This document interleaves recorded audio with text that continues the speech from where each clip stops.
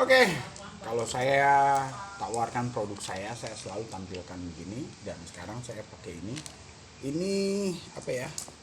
Ini adalah skala, tongkat skala. Kalau ini contoh batunya, sehingga orang bisa dengan mudah memegang dan melihat secara langsung karena yang lainnya di packing seperti ini. Ini seperti ini ternyata ini punya makna.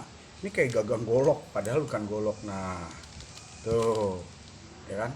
Jadi kayak ini tapi fungsinya bukan golok. Ini adalah skala. Nah, ketika saya menawari, saya akan berkata gemstone, batu mulia tetapi jenisnya marine.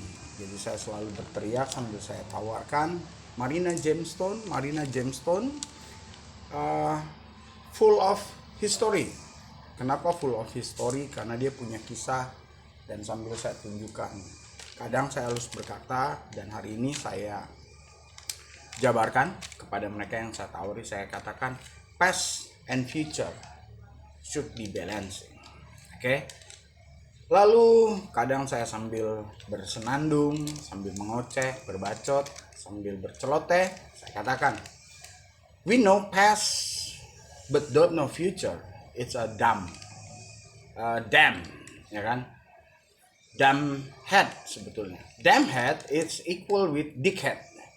Mengapa begitu polanya? Karena engkau tahu bagaimana belajar dan melaksanakan, tetapi engkau tidak berpikir tentang masa depan. Itu adalah orang-orang yang hanya simulasi nilai hidupnya terkait dengan nafsu, terkait dengan jangkauan masa depan mereka. Kalau kita sebut dickhead adalah porn, bokeper, dan terkait mereka yang mentalitas hanya mau memakai tapi tidak mau menghadapi resiko seperti kehamilan dan resiko-resiko yang lain. Kalau kalian ada di dunia anak-anak muda, kalian tahu dong, wah maunya nidurin, tetapi kalau bicara soal hamil, itu menjadi sosok dan momok menakutkan, sehingga hal-hal itu bisa terlihat dengan jelas bagaimana kini mulai timbul orang-orang seperti itu menimbulkan banyak masalah, baik di skala pelajar maupun skala usia-usia muda, sampai timbulnya berbagai macam kisah seperti pembunuhan, ya kan, hanya memanfaatkan itu, tapi itu lepas itu. Oke, jadi kalau engkau mengetahui tentang sejarah masa lalu tetapi engkau tidak diseimbangkan, karena ini adalah satu garis waktu. Kemarin kita sudah belajar tentang bandul, bahwa lontaran ke sana sama dengan lontaran ke sini kalau kita ada di titik tengah. Nah, tetapi perhatikan baik-baik.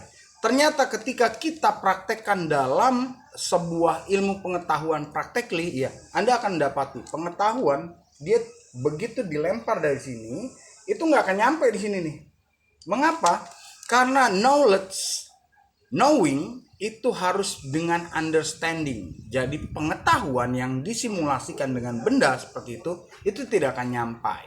Nah, itu sebabnya kita mengingat sebuah perfilman yang terkait dengan Bandul Ayun. Namanya adalah Tarzanisme. Tarzanisme terkait dengan keprimitifan. Mengapa saya juga kupas tentang primitif? Nanti kita lihat bagaimana rupa patogen primitif dengan patogen modern seiring dengan manusia primitif dan manusia modern. Mengapa demikian? Karena ada sedikit yang harus kita telusuri dan itu akan menembus dunia patogen yang juga dunia penyakitan. Mengapa mereka tidak lagi keluar sama seperti lepra, kusta, dan sebagainya, tetapi mereka bersembunyi karena kita pakai pola bagaimana melihat bumi dan juga sama dengan melihat tubuh, ya kan? Kemudian apa yang ada di dalam bumi sama dengan pola gambaran dalam tubuh, yang kemudian kita akan telusuri sejarah manusia juga dalam perkembangan masa-masa mereka masih primitif dalam tampilan-tampilan yang nyentrik, dalam tampilan-tampilan yang natif, dalam tampilan-tampilan yang belum disertai oleh perkembangan yang sekarang yang kita sebut modernisasi, yang kemudian kita akan melihat bahwa ternyata tampilan dan menuju ketertutupan itu adalah di sebuah dinamika modernisasi. Ternyata patogennya pun mengikuti hal yang sama.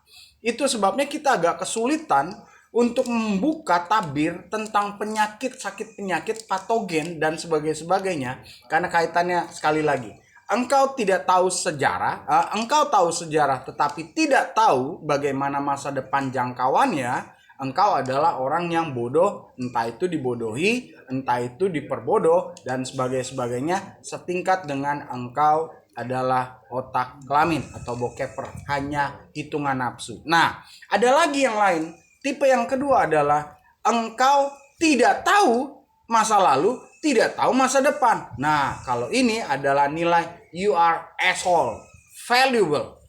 Mengapa demikian? Karena engkau orang yang tidak mengerti bagaimana hidup. Engkau harus tahu masa lalu, engkau juga harus balancing bagaimana engkau tahu masa depan. Oke, kalau kita bahas tentang asshole value, person with type this slide itu nggak usah panjang-panjang deh, karena mereka udah hitungannya itu bakal menjadi alat bagaimana mereka dipergunakan untuk menyebarkan penyakit khususnya dari pantat, nanti kaitannya E. coli, patogen dan sebagainya ke depan. Oke, nah yang ketiga ini adalah yang paling banyak.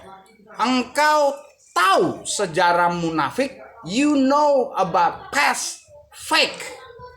Artinya adalah masa lalu yang palsu, sejarah yang palsu, dan engkau ikut dalam alur masa depan palsu. Ya, engkau adalah munafik, dan munafik adalah sebuah jenis penyakit. Nah, baru dari situ kita bisa ikuti alurnya. Mengapa? Karena yang disebut tipikal ini yang kemudian dimanfaatkan. Nah, pemanfaat dan golongan tipe pemanfaat itu adalah yang kita sebut dengan patogen berbahaya. Oke, jadi virus-virus berbahaya. Itu sebabnya antinya adalah seorang yang menguasai fake past, fake future, kemudian you know fake but you don't know future, yang kemudian lagi yang tipe asshole dia kuasain semua. Jadi antivirus adalah sebuah kepenguasaan. Nah, hal ini setingkat dengan apa yang saya katakan tentang kebeningan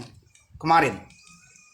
Kejujuran engkau teruskan dalam konsistensi akan menimbulkan ketulusan. Ketulusan akan punya kemampuan mempermainkan kebohongan. Jadi, perhatikan baik-baik. Kejujuran engkau teruskan akan menghasilkan ketulusan. Ketulusan akan mempermainkan kebohongan. Dan kalau sudah bisa mempermainkan kebohongan, maka engkau tetap akan dominan pada kejujuran, dan ketulusan terbangun itu menjadi dinamika campuran sehingga menjadi unsur bening sampai engkau teruskan sampai di tahap kebeningan. Karena tahapan dari kejujuran masih beranjak pada hitam dan putih, tapi ketulusan itu bicara tentang kebeningan dan bicara tentang nanti ke depannya kita akan melihat bahwa ada satu gambaran. Kalau ada satu kota saja yang mempunyai kemampuan untuk pulih, maka dia menjadi gambaran seperti saya. Otaknya cerdas tapi dibatasi oleh dunia. Itu baru satu kota, apalagi satu bangsa. Tapi kita nggak mungkin sampai di sana.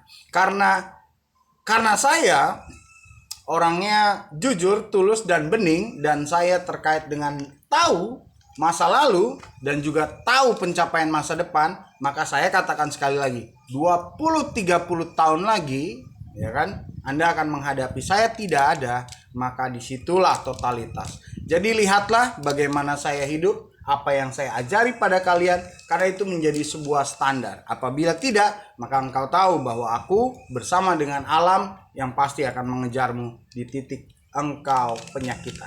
Itu sebabnya fake past, fake future akan menjadi penyakit, dan kita tahu di ujung engkau akan menghadapi penyakit. Oke, masih bersama dengan saya, dan lihatlah bagaimana saya menjelaskan masa lalu juga sampai di penempatan masa depan, dan itu pasti saya sampai 20 atau 30 tahun lagi paling lama. Hitunglah usia-usianya. Oke? Dari anakmu, cucumu, bahkan engkau sendiri, karena saya masih hidup, Anda sedang menghadapi leluhur saya dan alami kealamian yang mengajarkan saya ini. Oke? Itu sebabnya 20-30 tahun lagi itu standar, ngeri banget. Saya sudah bersama dengan alam di sana. Dan jalurnya adalah menghantam kemunafikan.